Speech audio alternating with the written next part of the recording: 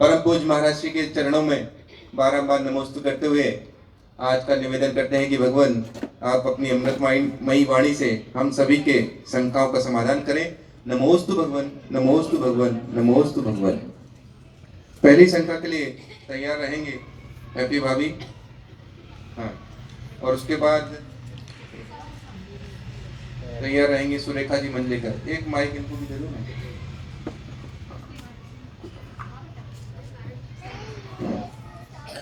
नमोस्तु महाराज जी, नमोस्तु महाराज जी, नमोस्तु महाराज जी। मेरी शंका है कि तीर्थंकर और भगवान के अंतर को हम साधारण व्यक्ति कैसे पहचान करेंगे? बहुत अच्छा प्रश्न है। भगवान और तीर्थंकर की हम पहचान कैसे करें? तीर्थंकर जो होते हैं वह 5 कल्याणक वाले होते हैं। भगवान का ऐसा कोई नियम नहीं होता कि वह 5 कल्याणक वाले भी हों। तीर्थंकर जो होते हैं उनकी माँ को 16 स्वप्न दिखते हैं। भगवान को ऐसा कोई नियम नहीं उनकी माँ को 16 स्वप्न दिखें। अगली बात है, तीर्थंकर और भगवान की पहचान में, भगवान जो होते हैं वह कहीं भी किसी भी दशा में उत्पन्न हो जाते हैं, लेकिन जो तीर्थंकर होते हैं वो नियम से महाराजा राजा के परिवार में ही उत्पन्न हुआ करते हैं। जो मुनि बनने के बाद उनके कोई नियम नहीं है कि दीक्षा कल्याणक हो, मात्र केवल ज्ञान और मोक्ष कल्याणक में ही काम चल जाता है। लेकिन जो तीर्थंकर होते हैं उनके नियम से 5 कल्याणक हुआ करते, 5 कल्याणक वाले तीर्थंकर होते हैं। इतनी हम पहचान समझ सकते हैं। अगली बात यह है कि जो बहुत सारे मुनिराज हुए जो भगवान बन गए, उनके कोई चिन्ह नहीं होते, लेकिन तीर्थंकरों की प्रतिमा में वर्तमान में चिन्ह भी हुआ करते। नमोस्तु महाराज जी। सुरेखा जी मंजलेकर, इसके बाद तैयार रहेंगी संजीवनी। देखिए चेहरा इस तरफ करेंगे क्योंकि वो माइक में आवाज आएगी, उस साइड जाएंगे आप तो।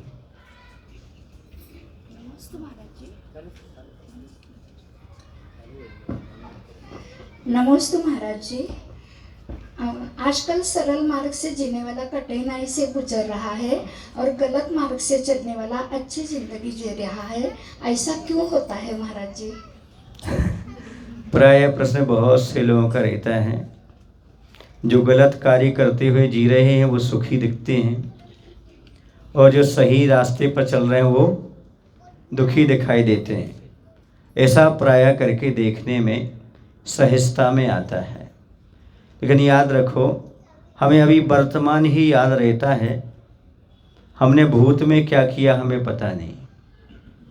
जिन लोगों ने पहले भूतकाल में गलत कार्य करते हुए जीवन व्यतीत किया था, पाप में जीवन व्यतीत किया था, वो आज यहाँ धर्म कर रहे हैं फिर भी कठिनाई से गुजर रहे हैं, क्योंकि कर्म का उदय तो पूर्व का आ रहा है। अब जो वर्तमान में अच्छा करेंगे आगे उनको फल प्राप्त होगा। लेकिन जो व्यक्ति वर्तमान में बुरा कर रहे हैं लेकिन फिर भी वो सुखी हैं, समझो पूर्व पर्याय में उन्होंने पुण्य किया था, उसके फलस्वरूप आज वो सुखी नजर आ रहे हैं। यदि पाप करने से सुख मिलता, सुन रहे आप लोग, तो दुख किस चीज़ से मिलता? सोचो, कठिनाइयाँ किससे आती? लेकिन पूर्व कर्म का उदय जो है ना, उनका सामने अभी आ रहा है। इसलिए जैसे आपने खेत में पहले बीज बोया, वही आज फसल आपको मिलेगी। अब आज जो बो रहे हो आगे मिलेगी। कभी कभी ऐसा होता है कि पानी जो होता है ना, यहाँ पानी नहीं गिरता फिर भी नदी में बाढ़ आ जाती है, क्योंकि पिछले कहीं और गांव में पानी गिर जाता है, यहाँ पर बाढ़ आ जाती है। इस पर भले उसने अभी धर्म नहीं किया है, फिर भी पूर्व का पुण्य की बाढ़ उसके पास आ रही है। इसलिए उसे कठिन मार्ग चलते हुए भी सब कुछ सहजता महसूस हो रही है और उसका काम अच्छे से होता चला जाता है। नमोस्तु महाराज जी। संजीवनी पाटिल, उसके बाद अनुच्छा जैन। अनुच्छा जैन तैयार है। नमोस्तु गुरुदेव। आजकल की भागदौड़ भरी जिंदगी में घर का काम, बच्चों का स्कूल, मीटिंग्स, एग्जाम, ऐसे बहुत सारे कामों में हम धर्म के तत्व के अभ्यास में पीछे पड़ रहे हैं। हमारी शंका यह है कि इन सब में कैसे सामंजस्य बनाए रखें। देखिए, पहले भी बहुत सारे काम होते थे और आज भी बहुत सारे काम होते हैं। पहले भी 24 घंटे होते थे, आज भी 24 घंटे होते हैं। चक्रवर्ती आदि जो होते थे वो नियत करते थे 6 घंटे रात संचालन के लिए, 8 घंटे रात संचालन के लिए, 8 घंटे अपने जीवन के लिए और 8 घंटे धर्म ध्यान के लिए। उनका नियत रहता था 8 8 8 घंटे। ऐसे आप भी समय मान लीजिएगा, 8 घंटे बच्चों के लिए और कार्यों के लिए, 8 घंटे अपने लिए, और 8 घंटे नहीं तो आध घंटे तो निकाल लो। कम से कम आधा घंटा 1 घंटा धर्म ध्यान को अच्छे से मिल सकता है। यदि आप व्यर्थ की बातों से बच गए तो टीवी देखना, मोबाइल चलाना, गपशप करना, दोस्तों के पास रहना, सहेलियों के पास जाना आदि, इन चीज़ों को इग्नोर कर दो, आपके पास 1 घंटा आराम से निकल आएगा धर्म ध्यान के लिए। एक महिला थी, उनका कहना था, महाराज जी हम सब कुछ करते हैं पर हमें स्वाध्याय के लिए समय नहीं मिल पाता। तो हमने उनको एक ही नियम दिया, हमने कहा स्वाध्याय का नियम मत लीजिएगा, मात्र एक ही नियम लीजिएगा। वो नियम ये लीजिएगा कि हम मंदिर में आकर किसी से बात नहीं करेंगे।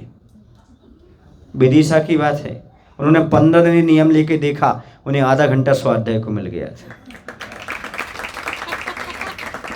देखो, इतनी बार कहा उस माइक को उसके पास मत ले जाओ भाई। नमोस्तु महाराज जी। अब इच्छा के बाद में ओम श्री शाह तैयार रहेंगे। ओम श्री शाह बोलो। नमोस्तु महाराज जी, मेरा प्रश्न यह है कि हमारे स्कूल में एक जैनिज़्म का लेसन था, उसमें जैन के बारे में कुछ जानकारी दी थी। तो उसमें हमारी मैम ने पूछा कि तुम लोग कुछ भी किसी को भी मारते नहीं हो, तो फिर तुम पेड़ पौधों को, क्रॉप्स को क्यों मार के खाते हो, काट कर खाते हो। तो मैंने जवाब दिया कि वो हमारी ज़रूरत है। तो क्या मुझे और कुछ जोड़ने की ज़रूरत है इस उत्तर में? नमस्ते महाराज जी। देखिए, कुछ चीज़ें ऐसी होती हैं जो सामने वाले को समझाई नहीं जा सकती, समझ सके तो समझ जाए। क्या होता है, एक शाक होता है, दूसरा मांस होता है। शाक आहार बोलते हैं और मांस भक्षण बोलते हैं। एक इंद्रिय जीव में मांस नहीं होता। मांस कब से शुरू होता है? 2 इंद्रिय जीव से मांस शुरू होता है। समझ रहे आप लोग कि नहीं? वनस्पति आदि में मांस नहीं होता, जल आदि में मांस नहीं होता, हवा आदि में मांस नहीं होता। उसमें जीव तो होते हैं पर मांस नहीं होता। मांस कितने इंद्रिय से प्रारंभ होता है? 2 इंद्रिय से प्रारंभ होता है। और दूसरी बात यह है, जितना कम हो सके उतना हम शाक लुप्त से भी बचते हैं। कम से कम सब्जियां, कम से कम फल उपयोग करते हैं, उसमें भी सावधानी रखते हैं। लेकिन अब ऑक्सीजन के बिना, पानी के बिना, भोजन के बिना जीवन चल नहीं सकता। समझ रहे आप लोग कि नहीं? मांस के बिना चल सकता है। और यदि भोजन आदि को, सब्जी आदि को उबाल लिया जाए तो जीव रहित हो जाते हैं।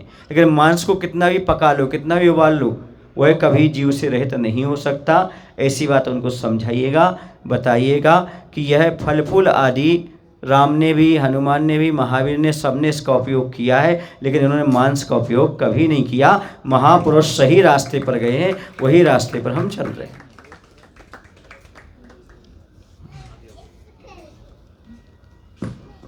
नमोस्तु महाराज जी, मेरा प्रश्न ये है कि हमें बाजार की चीज़ें क्यों नहीं खाने चाहिए? नमोस्तु महाराज जी। हाँ, माता पिता मना करते हैं बच्चों से कि बाजार की चीज़ नहीं खाना चाहिए। देखो, बच्चों को चीज़ मना करते हो तो उनके लिए सटीक जवाब भी देना चाहिए। ये चीज़ क्यों नहीं खाना, क्यों सेवन नहीं करना, तभी तो वह त्याग कर पाएंगे। आप सटीक जवाब नहीं दे पाते हो और उनसे त्याग की बात करते हो तो कैसे कहोगे? तो देखो, जो होटल का खाने वाले होते हैं वो बीमार जल्दी पड़ते हैं। जो होटल का खाने वाले होते हैं वो अमर्यादित वस्तु का सेवन करते हैं, जिससे हिंसा होती है। बहुत दिनों के बने हुए पदार्थ रखे रहते हैं, आप लोगों ने देखा होगा।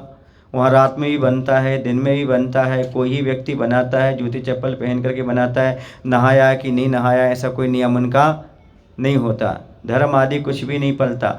कहाँ की वस्तु है, कितने दिन की वस्तु है, कैसे कह नहीं सकते। और बाजार की वस्तु जो है ना, उसमें मांस नहीं है ऐसा आज हम नहीं कह सकते। बहुत सारे पदार्थों में आजकल शाकाहार कहने लगे हैं, लेकिन वह सब मांस का पुट रहता है। यदि आप स्वास्थ्य अच्छा रखना चाहते हो, हिंसा से पाप से बचना चाहते हो, बुद्धि को अच्छी रखना चाहते हो और दीर्घायु होना चाहते हो, पूरा जीना चाहते हो, तो बाजार का भोजन त्याग कर देना चाहिए। इसलिए बाजार का भोजन नहीं करना चाहिए। बाजार की सामग्री खाने से बहुत सारी विकृतियां पैदा होती हैं। नमस्ते महाराज जी, ये 3 जिनके क्वेश्चन है वो यहाँ पर दिख नहीं रहे। सानिध्य जैन, तेजस मेहता और अजय लोहाड़े, है क्या कोई यहाँ पे? तुम कर दो कोई। यहाँ पर आओ, नाम लो और कुछ। नमस्ते, मेरा नाम राजीव जैन है। आज ही मैं ये जानना चाहता हूँ कर्मों की निजता किस तरीके से करें कि मतलब हमारे कर्म कट जाए और नियत निकासित कर्म कैसे करें? कर्म की निजरा कैसे करें? कर्म निजरा का सबसे बड़ा साधन है मात्र वह है तपस्या। तप के द्वारा ही कर्म की निजरा हो सकती है और कोई सामान्य उपाय नहीं है। कर्म क्षयार्थे तप्यते तपः, जिसके द्वारा कर्मों का क्षय होता है उसका नाम तपस्या होता है। तपस्या करने से कर्म की निजरा होती है। सावक यदि तपस्या नहीं कर सकता तो भगवान की भक्ति करे, दान करे, पूजन करे, स्वाध्याय करे, इनसे भी कर्म की निजरा होती है। आप लोग विनय पाठ में पढ़ते भी हैं, मैं बंधु जिन देव को करियति निर्मल भाव, कर्म बंध के छेदने और न कोई उपाय। तो गृहस्थों के लिए भगवान की पूजन करना भी कर्मजरा का कारण बताया, दान देना भी कर्मजरा का कारण बताया, स्वाध्याय करना भी, संयम का पालन करना भी, और ये बहुत सारे परोपकार के कार्य करना भी आपके लिए क्या है? यह कर्मजरा के साधन हैं। आश्रव जिनसे होता है उनसे बचते हुए कर्मजरा करने चाहिए।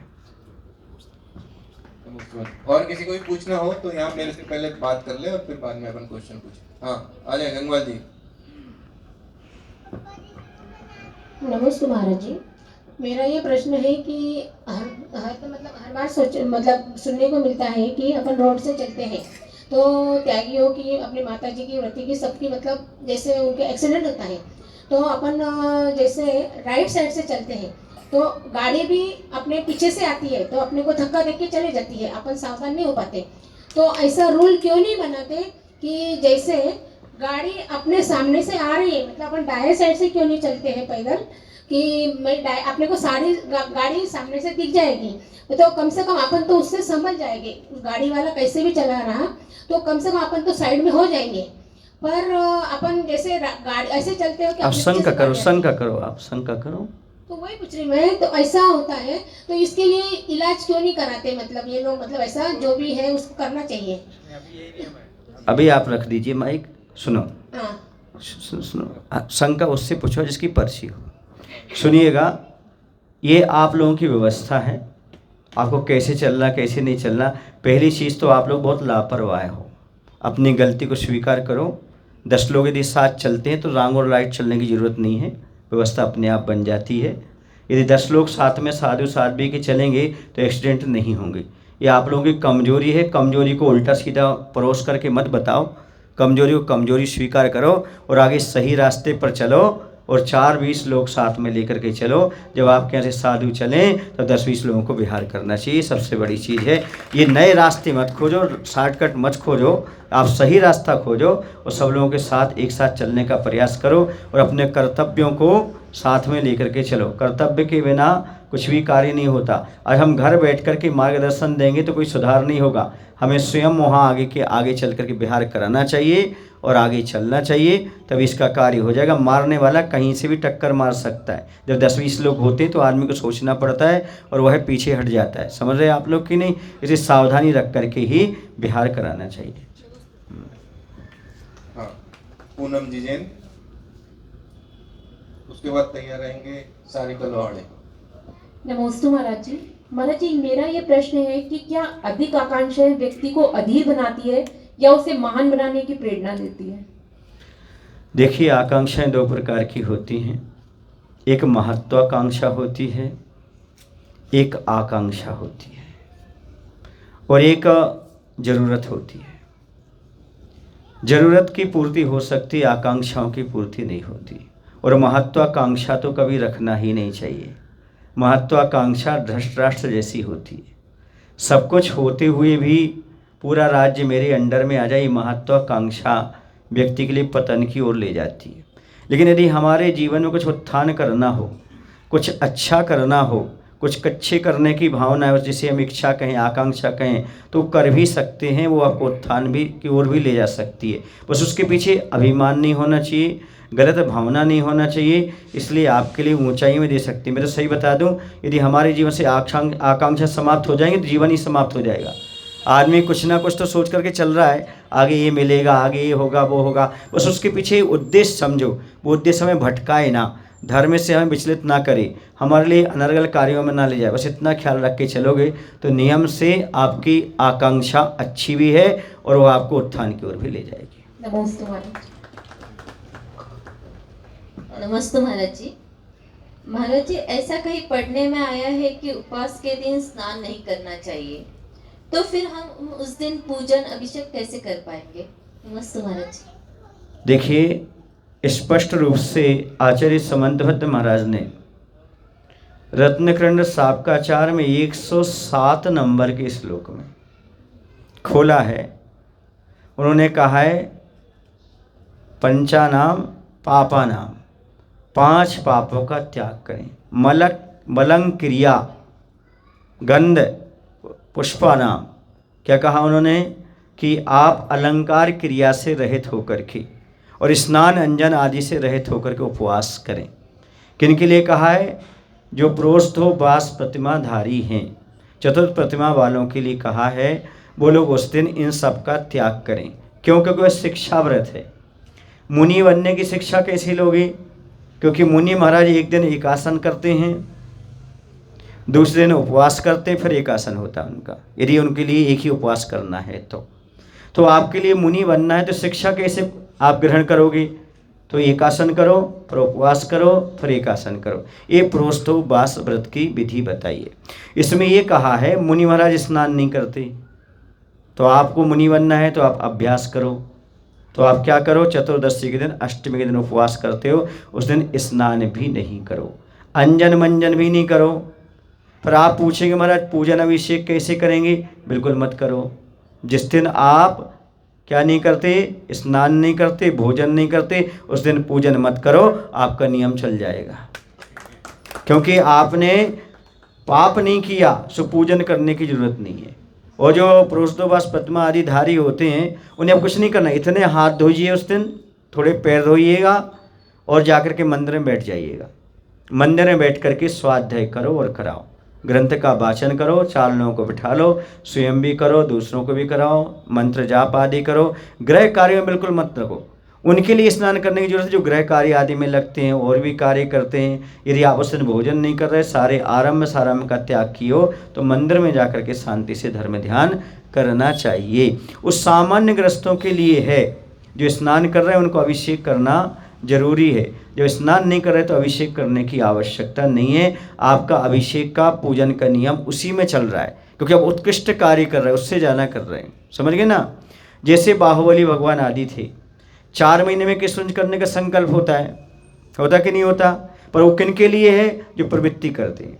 जो 1 साल तक खड़े रहे उन्होंने किसुंज किए क्या? उनका मूल गुण पड़ा कि नहीं पला?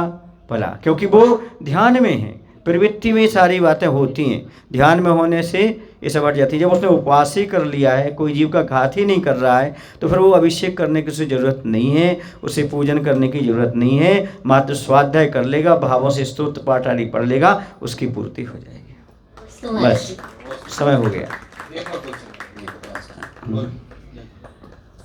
गुरुदेव के चरणों में त्रिमार नमोस्तु नमोस्तु नमोस्तु। महाराज जी, मेरी शंका ये है कि आज के समय में जहाँ लोगों के पास समय उतना नहीं है, आज का युवा गुरुदेव से कैसे जुड़ सकता है, गुरुओं से कैसे जुड़ सकता है? प्रेरणा दीजिए। इस शंका वैसे कई बार हो चुकी हैं। आज के युग में युवा कैसे जुड़ सकता है? जैसे युवा दुनिया की चीज़ों से जुड़ सकता है, वैसे धर्म से जुड़ सकता है। सबसे बड़ी चीज़ है रुचि होना चाहिए। जहाँ पर रुचि पैदा हो जाती है वहाँ पर जुड़ाव अपने आप हो जाता है। दूसरी बात, माहौल ऐसा क्रिएट करके रखना चाहिए जिससे युवा आकर्षित होते चले जाएं। उन्हें कुछ ऐसी अच्छी चीज़ देना चाहिए जिसके माध्यम से वो आ सकें। दूसरा, यदि वह आना चाहता है उसे प्रेरणा दें, उसे सामंजस्य के साथ कार्य करें। मंदिर में आकर कोई कार्य करता है, बिगड़ता है तो झल्लाएं ना, उसे प्रेम से समझाने का प्रयास करें। और ये समझें कि पहले पहली बार हमने जब अभिषेक किया था तो हमसे भी गलतियां हुई थी, पहली बार हमने पूजन की थी, हमसे भी गलतियां हुई थी, ये पहली बार आया है, हमें भी किसी ने प्रोत्साहित करके आगे बढ़ाया है, तो मेरा भी कर्तव्य बनता है इनको मुझे प्रोत्साहन देना चाहिए और इन्हें आगे बढ़ाना चाहिए। ऐसा भाव समाज का उदार चित्त का भाव रहेगा तो कार्य चलेगी। उदारता के साथ ही सारे कार्य होते हैं। यदि हमारे जीवन में उदारता नहीं है तो कार्य नहीं कर सकते। सबसे पहले तो युवकों को यहाँ आना जरूरी है। जब तक आएंगे नहीं तब तक काम नहीं चलेगा। मैं तो स्पष्ट बोलता हूँ, जब तक कनेक्शन नहीं तब तक करेक्शन नहीं, और जब तक उनका कनेक्शन नहीं जुड़ेगा जब तक करेक्शन होना संभव नहीं है। इसलिए युवा को मंदिर आएँ, समाज में जुड़ें, तब अपने आप वो आगे कार्य कर सकते हैं। उनको रुचि पैदा करने की आवश्यकता है। सबसे पहली चीज़ तो माता पिता को सोचने की आवश्यकता है। जो युवा यहाँ वहाँ घूमते हैं, भटकते हैं, उन्हें सही रास्ता दिखाओ और मंदिर में और गुरु के पास भेजो, कुछ न कुछ जीवन में परिवर्तन आएगा और धर्म से अवश्य जुड़ेंगे। बोलो महावीर भगवान की।